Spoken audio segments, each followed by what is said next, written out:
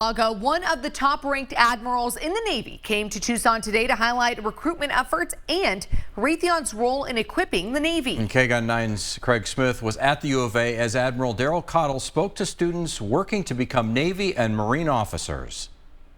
Who will lead our military? Some of them will come from the ROTC units here at the University of Arizona, but the services are not getting enough new people to sign up.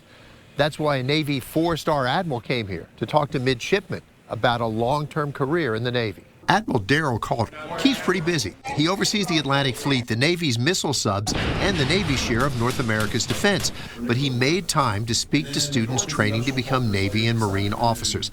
He talked about the Navy's role facing down threats in a dangerous world and how they can grow as young leaders in our national defense.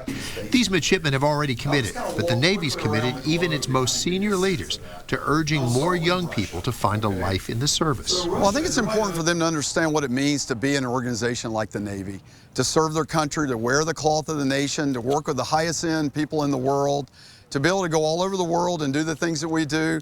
It has a thing that no civilian company could ever match. After 6 years as an enlisted sailor, Marcelina Castel-Deloro already knows Navy life. Now she's training to become an officer.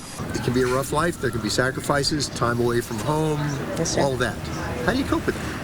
And you've already experienced some of that, right? Yes, I have, and now I have a son. So my son is 2, and it's hard, but it's definitely worth it, and it's really rewarding to know that he's going to see his mom doing something that not a lot of people want to do.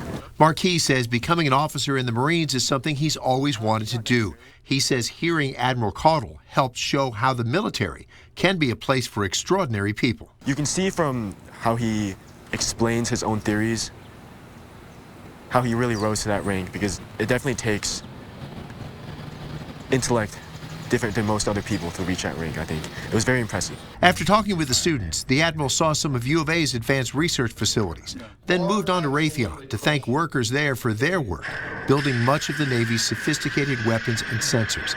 At the University of Arizona, Craig Smith, KGUN 9.